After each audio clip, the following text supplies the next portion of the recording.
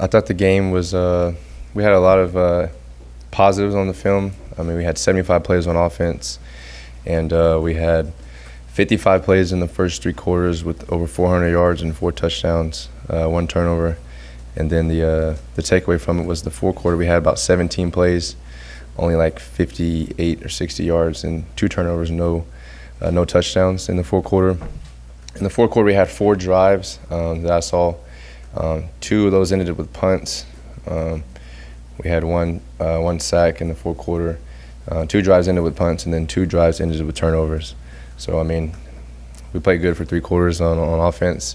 In the fourth quarter, we didn't score any points, and that was the only quarter that we didn't score any points the whole game.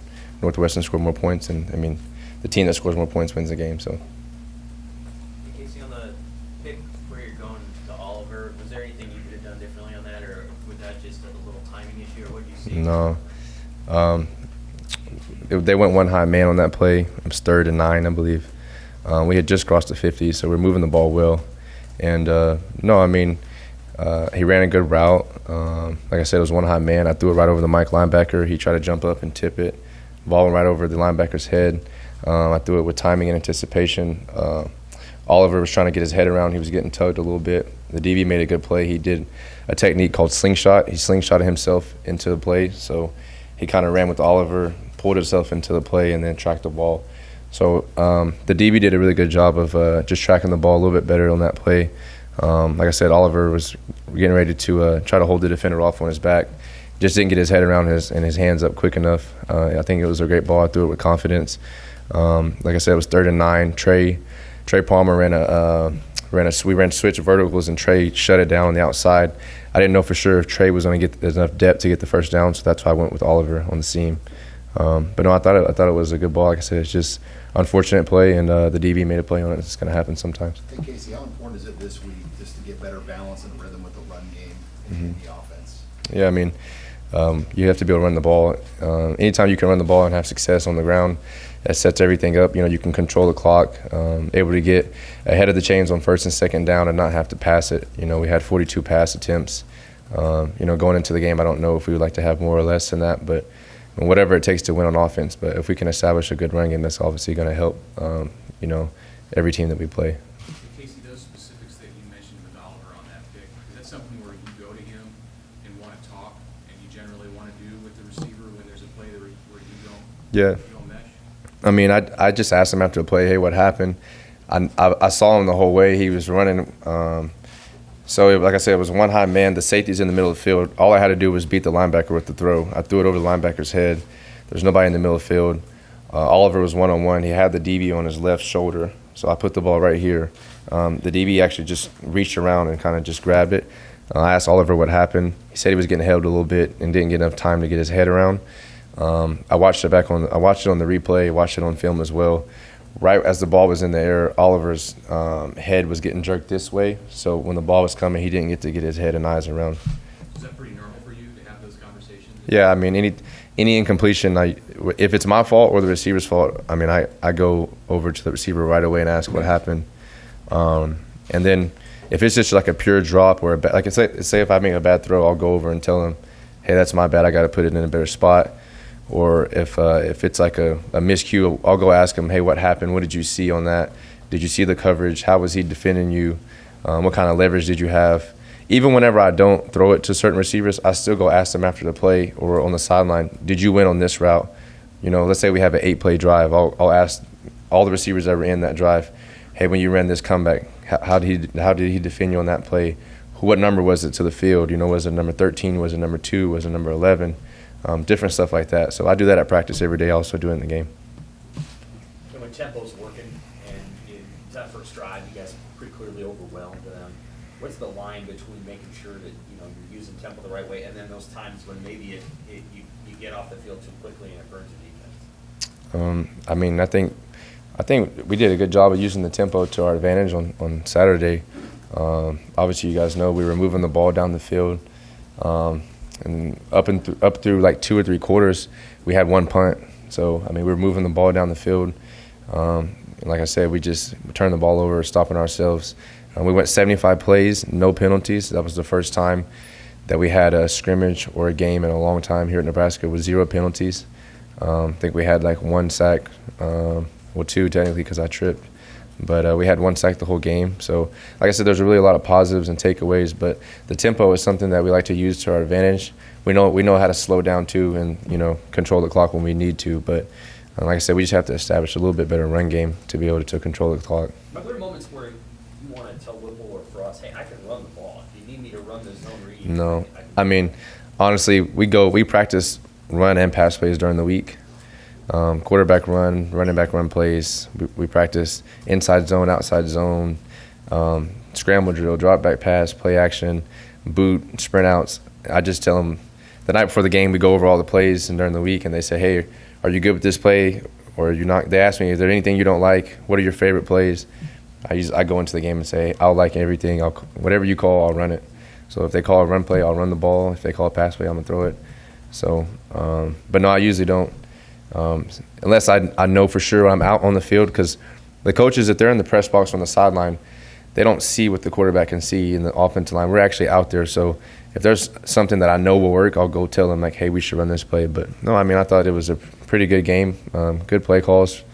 Like I said, it was 75 plays on offense, and not a lot of complaints about the play calls from my end. I think that every run and pass play that we had, we could have executed. We just have to make a few changes and adjustments. Casey, is it better to have a game right away to be able to kind of flush what happened last weekend as opposed to having to buy and Yeah. hang on a little longer? Yeah, I mean, right after the game, you feel defeated. But, I mean, as soon as you wake up on Sunday, at least for me and this team, I think it's important to try to move on. On Sunday, the main takeaway was to correct the issues, acknowledge the mistakes, but also, see what we did well and then improve on the positives. Yesterday's practice was very important for us as we went out on Monday's practice, just to try to stay positive, stay energetic, stay encouraged, and push one another to have a great practice. And we did a good job of that yesterday. We have good leadership on this team. We had a really good practice yesterday, had a great practice today as well. So, like I said, we're going to be fine. We just have to move forward. We can't let one game beat us twice. Like I said, today's Tuesday, and the game was, 2 days ago, 3 days ago. So we have to move on from it. What does North Dakota kind of look like on defense? Have you kind of gotten to figure them out yet? Yeah, I've watched them. I started watching them on Sunday evening, and they play really hard. They've had their defensive staff together for at least 3 years now.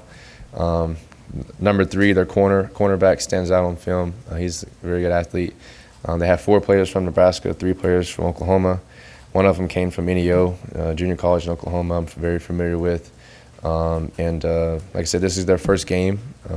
They're usually undefeated on their first game season openers. And I mean, they're a good football team. Watching the film, they had 11 games last year with they had either the lead or had a chance to take a lead in the fourth quarter. So can't take them lightly, but they run a lot of different coverages. They run a lot of different pressures and blitzes. They run 3-4 front. They run 4-3. So they've shown a lot of variety on film, and but we'll be okay. I mean, we have to trust our training and just be able to know that we know football and we've practiced enough against all the different looks, so we'll be ready. What would it mean to get Omar Manning back to this offense? Omar, I mean, I'm always trying to encourage and push our guys, but Omar is a very big receiver. He's talented, very fast, has good hands, good route running, and he brings a lot of physical presence to the receiver room, and it'll be great to have him back. Like I said, he's a good receiver, he's a good player, so just building on his athleticism and his physical tools, and just getting him more confidence and more reps. I mean, it's week 2 or week 1 for us technically. Omar hasn't played in a game since last year, so last week was really good for all the guys that got to play, to get that game speed back and to get those live game reps. Even for me, that was the first time that I got hit since Thanksgiving last year, so it was good to get in that game, but it'll be good to have Omar back for the rest of the season. Casey, what are you expecting playing a game at Memorial Stadium? Yeah, this will be my first live game. I mean, I got to play in the spring game here for, I think, like 9 plays, through like 4 passes or whatever it was, 5 passes. Yeah, but it's different when it's the game. So I'm excited to get in front of the fans, Husker Nation here at Memorial Stadium. It'll be fun. And but on game day when I go out there, like I said, it's just we're going to war with the same guys that we practice with every day. So I try to really tune out a lot of the noise and the crowd noise and stuff like that. But it'll be fun on Saturday to get out there for the first time and see everyone. I'm personally excited to have my family come. They didn't get to travel to Ireland. So it'll be good to have 10 to 15, however many people are coming to the game this week. My family, so that'll be good. What's been your impression of the fans, just being out and about and seeing them around town? I think the fans here are really passionate. And like I said, I come from a football family. I'm from Oklahoma. I played at Texas, so kind of used to diehard fans. But I definitely think that, like I said before, it's a close community here, the Nebraska fan base. And I just think there's a lot of Husker fans around the town, in the airport. I'll never forget when I first came here in January, I was flying in from LaGuardia Airport, and there were Nebraska fans on the flight. And then at the Omaha airport that recognized me. And that was before I had even announced it. I was trying to stay low-key, but there's Nebraska fans everywhere. So I really enjoy it, and I'm very thankful and appreciative for the diehard fans. And I just ask everyone to, like I said, to stick with us. And inside the building, we're trying to stay positive. So that's the main thing. Casey, how got his body reacclimated back to Central Time? How big a deal is that to be totally back on track for Central? Yeah, honestly, I slept great on both flights. I took some sleep medicine, allergy pills, and I slept over 7 hours on the flight there.